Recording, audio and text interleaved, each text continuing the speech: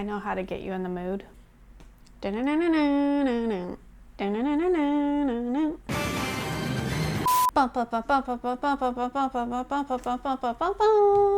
where my whole previously thing comes from. Previously on X-Men. I normally just change it to previously on WearTesters.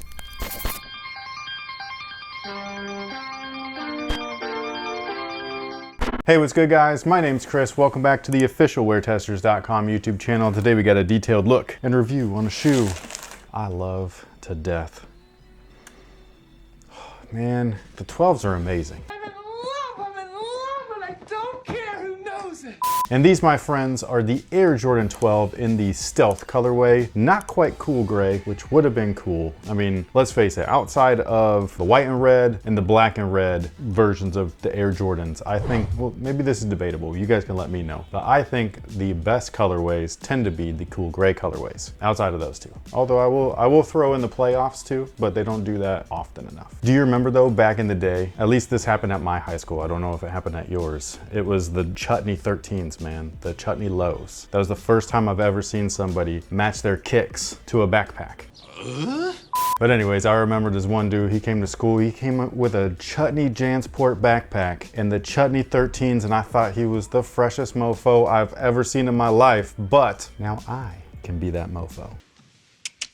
And it's all thanks to the good folks over at Sole Premise. Obviously, Sole Premise is today's sponsor. They sell high quality items or bags just like this guy right here. This is their regular backpack. It fits 2 pairs of shoes super comfortably, all the way up to a size 15. Just in case you guys don't believe me, there's a couple pairs right there. Although those are not size 15s. I can see how they could fit, like kind of at a diagonal, or yeah. Yeah, long ways and all that stuff. So, because you could take out this divider if you happen to have like Shaq's shoes, literally, like his shoe is as big as his backpack. It's insane. Well, they are a 22.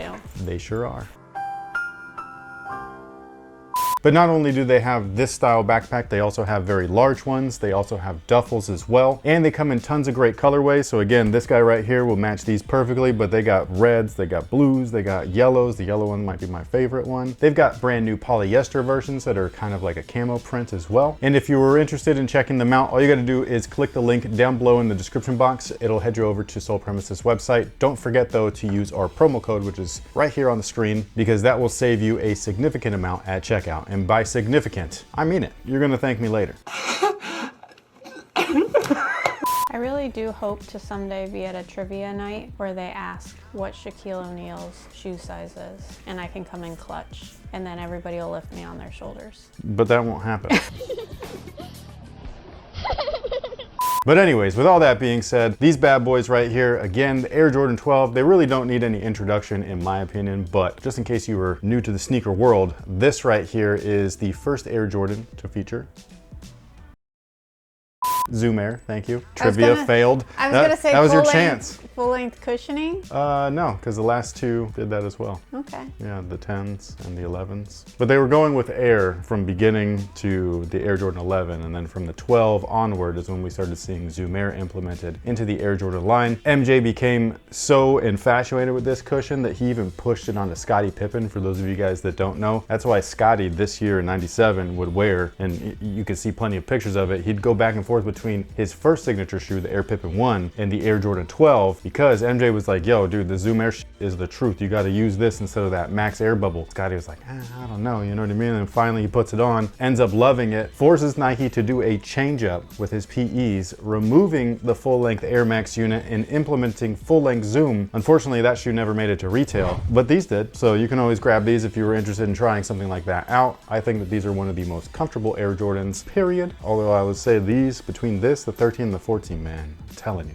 they're just amazing. But they really don't make shoes like this anymore. I mean, look at that outsole. It's fucking gorgeous. They're so simple with it. It's just white and gray. It's herringbone. It is herringbone. Good job. I need my points back. No. No, we go over this so many times that like if you don't know this by now, then you're fired. But look at that shank plate. What is it? Herringbone. It's carbon fiber. Okay, we're done here. With a herringbone There is a pattern. herringbone pattern in there, yes. But anyways, I think that this outsole is gorgeous. It's very simple. The colors on it as well, very muted. I like it a lot. This is a great shoe to use indoors or outdoors. If you wanted a performance review, we've got you covered. If you didn't want a performance review, but you did want a list of the best performing retros from the Air Jordan line, we also got that too. This channel's got everything. It doesn't. We don't have like hype stuff, and we have a couple of them, but like not anything crazy. If you're lucky, we even have photos of cats. But we're not gonna do that today, okay? Except right here. No. The materials on these guys is nothing special, unfortunately, so these are not quite like the originals. The originals I actually have right back there. Those things are just premium everything. I absolutely love them. These guys though, not quite. The material on the tongue is full on synthetic. They do a good job of making it look like the rest of the shoe with the textured leather and things like that, but it's not the same material. So you can actually see the white vinyl underneath because there's a clean cut and everything. And then when you look at the cuts on the rest of the leather, you can also see that there are fibers in there. If you bought some past 12s from, the past 2 years or whatever, it's gonna be the same exact type of quality. If you're happy with the most recent playoff release, then you will be happy with the Stealth Drop. Excellent. However, if you did not like the playoff leather, then you probably won't like the leather on here either.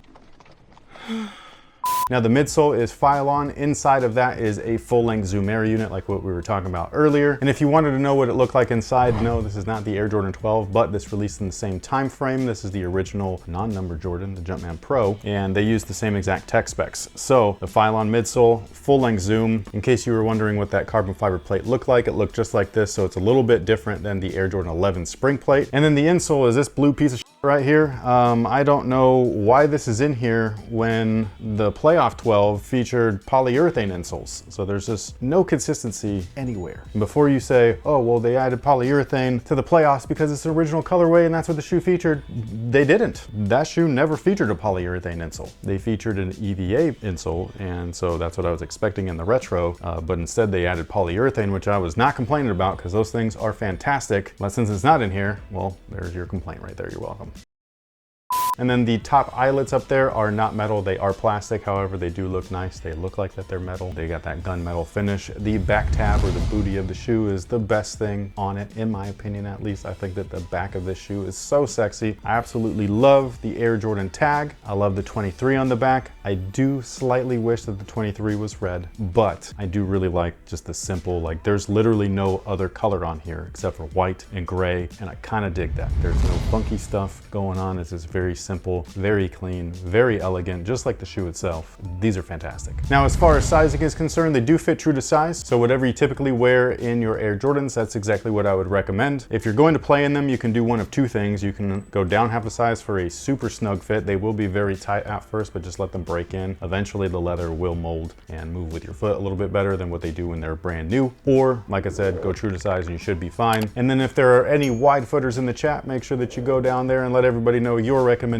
as well. I'm pretty sure that you're going to want to go up half a size, but just in case, sound off below and let everyone know. They'll appreciate it. So with that being said, thank you once again. Until next time, y'all, have a good one.